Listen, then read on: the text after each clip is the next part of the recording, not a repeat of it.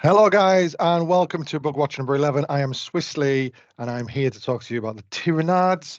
Um, yeah, so variety is the spice of life, guys, and we have two lists from the weekend: a wild Behemoth list that I absolutely love and I'm keen to talk to you about, and a Gorgon list, followed by a Leviathan list for this coming weekend. So, a nice little spread for you all. I would love to be talking about my list that I took to the GT to an RTT at the weekend, but after a first round win, I had to drop for an emergency. However, I have a GT this weekend. I'm taking a slightly tweaked list too, so hopefully I'll be coming back to you next week with my own name in lights, but we will see. Um, for the time being, though, please like this video. It really helps me out. It really does help me out in getting to more people. And of course, subscribe to 6 for more amazing content and more silly, but also informative stuff from the team here. Now, on with the lists.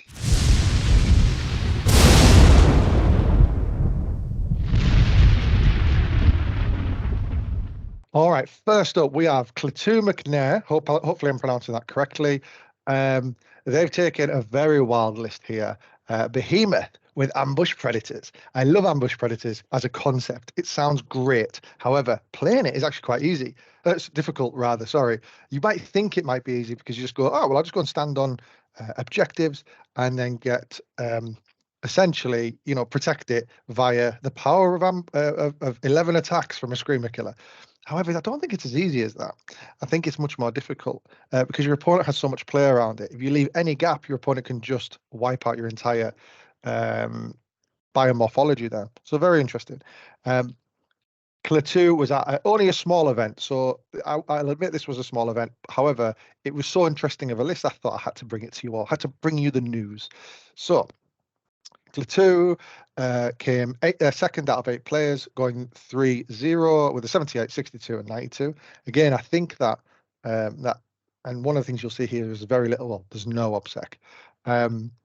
So you can see that come through in some of the scores. I imagine his primary is quite low in some of these games.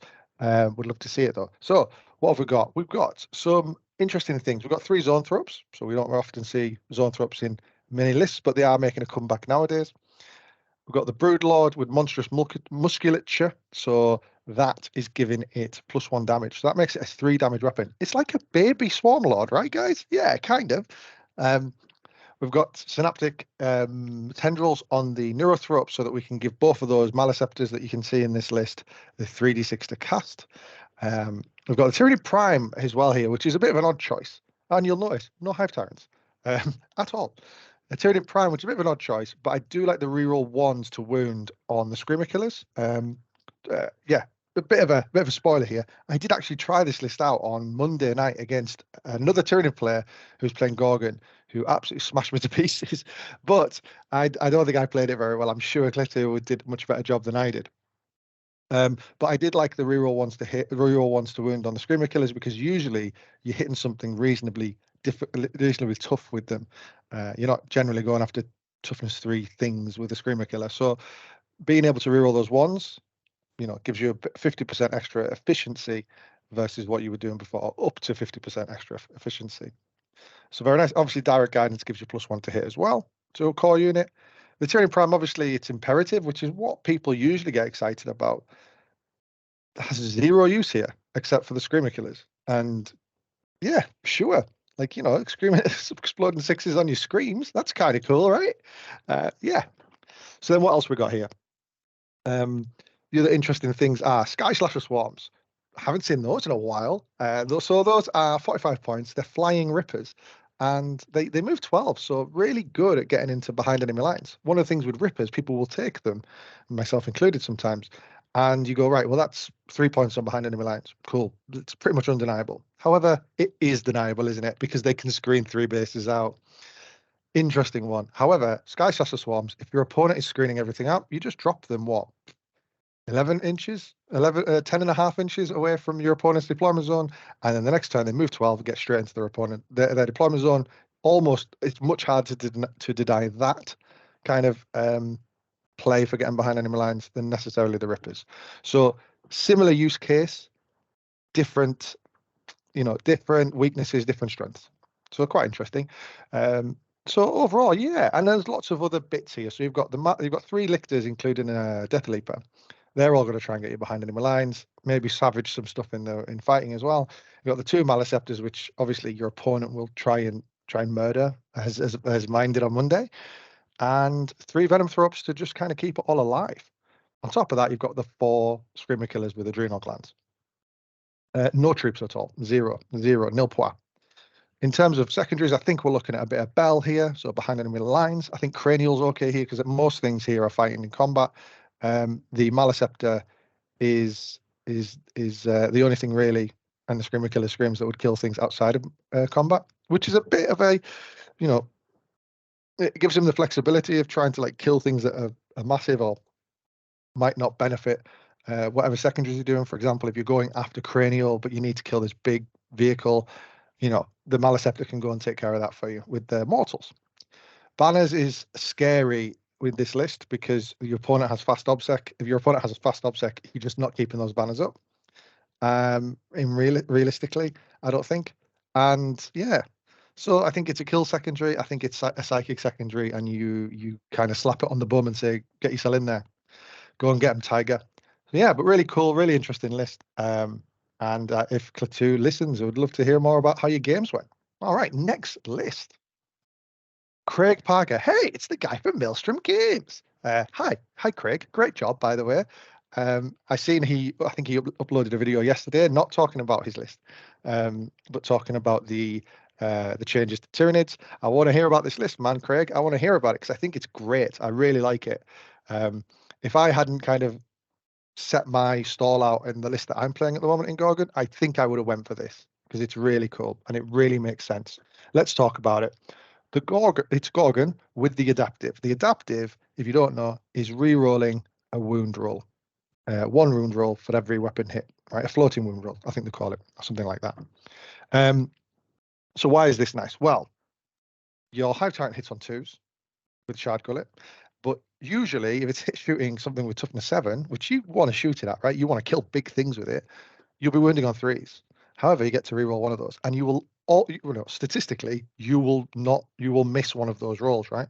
So it just makes that so much more viable. And you think to yourself, well, if it's just for the Hive Tyrant, then I'm not that bothered. However, he's rocking 4 Carnifexes who all benefit from the same thing, right?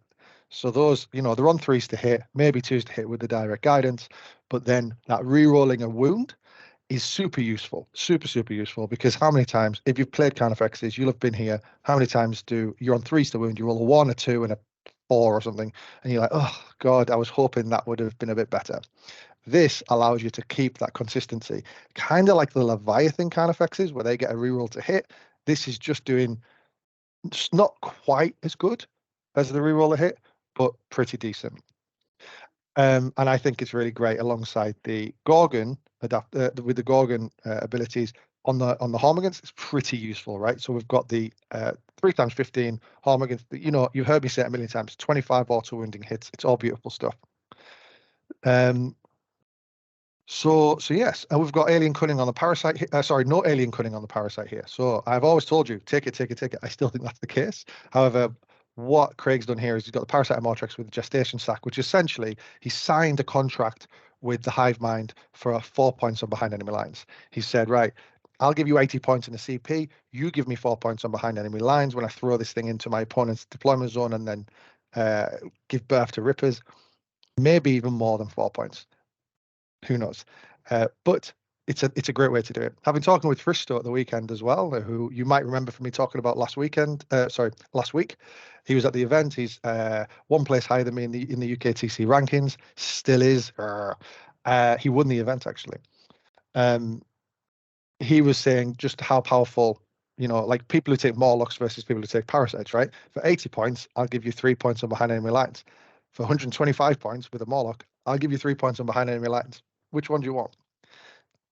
I think it makes total sense.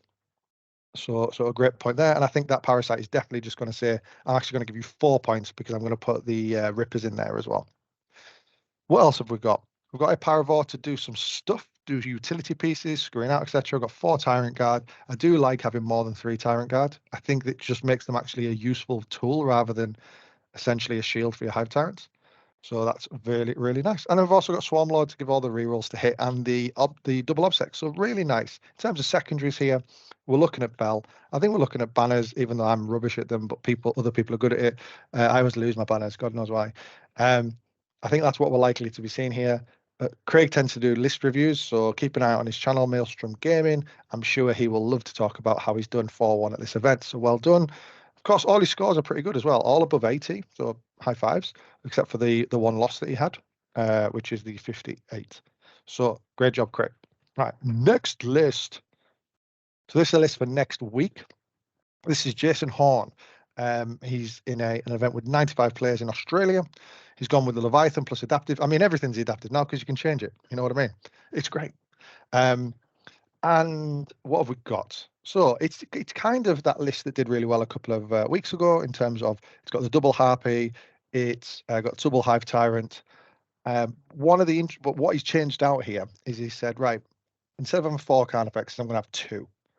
So for me, that worries me in a sense, right? Because you're really leaning into big guns blowing things up.